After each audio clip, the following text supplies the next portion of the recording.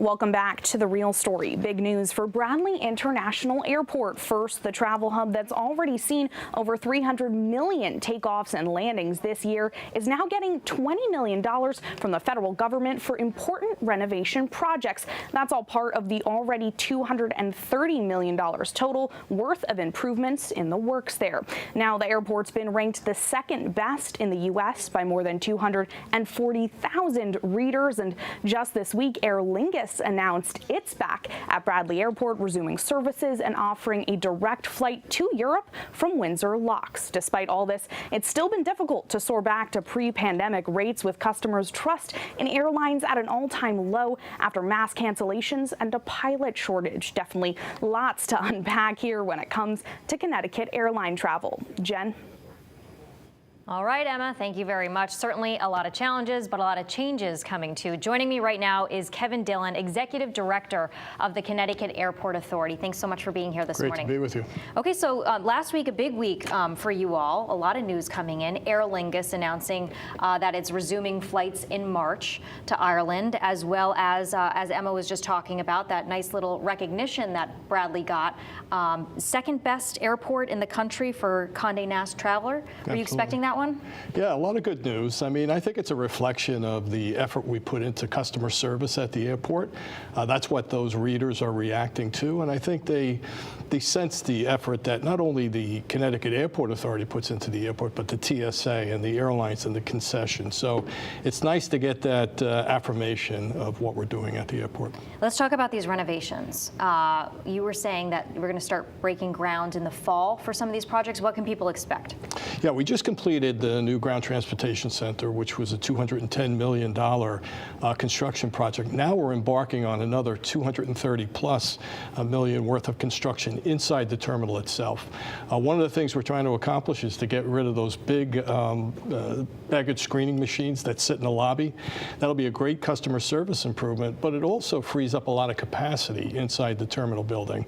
And what we're trying to do is get as much useful life out of the existing building before we have to invest in another terminal at Bradley Airport. But we're also investing in a project to enhance passenger circulation throughout the building. As we continue to grow and add more airlines and add more passengers, we want people to continue to get that good feel navigating through Bradley Airport. I was reading that main staircase that everyone goes up and down, that's going to be no more at some point. Is that in the fall phase of this? Yeah, absolutely. We'll be closing that off. That's not going to occur this fall, but as we progress into the project, and people will now exit the building at the sides of the building. So as you come up your respective concourse, you'll exit at the end of the building. And what that allows us to do by closing down that central exiting point is to expand the security checkpoint across that entire area, once again, to enhance the capacity of the building. That makes sense. Okay, so you all were saying that you're expecting air travel to grow. Explain that. Yeah, we have recovered very nicely. Right now, we're only about 10% down as compared to our pre-pandemic numbers. And I'm hoping as we progress into 2023, we'll be right back there to where we were pre-pandemic. At that point, we were handling about 7 million passengers. You know, as I look at the demographics of our market area and the total area that we serve, I believe Bradley can be a 10 million passenger airport. So when you talk about adding 3 million on top of our peak back in 2019, you really need to make some of these moves in the terminal to enhance the capacity. Was 2019 the peak of capacity at the airport in its entirety? In its life entirety? In the history of Bradley Airport, it's never really exceeded 7 million passengers, so we were just below 7 million passengers in 2019, and we were on a growth trajectory. So we are expecting that to resume as people start to fly again. I mean, one of the segments that's lagging a little bit is business travel. We've recovered very nicely with the leisure travel. There was a lot of pent-up demand during the pandemic for people to take vacations. Now we're starting to see people return to the office, and we're expecting that business travel to return. What do you say to people right now who are frustrated with airlines? I mean, we've seen it time and time again, especially during the holiday season, where people are getting stranded. They're not getting reimbursed by the airlines. It's really playing into some people's plans to not fly, and they're just driving because they're worried they're going to get stuck.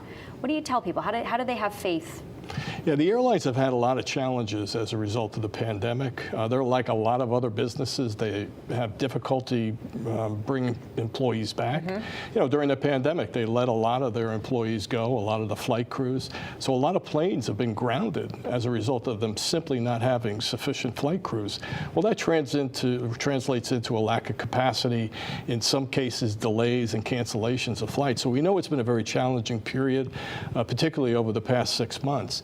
I think what the airlines have done to try to respond to that is to cut even more flights so that they have operational reliability.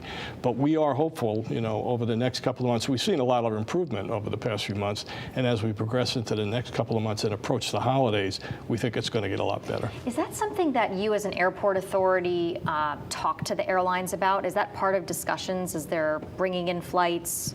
I don't even know how that works. Sure. Well, we're constantly talking to the airlines about adding additional service out of Bradley Airport, but decisions of cutting routes and adding routes, ultimately that's the airline's decision.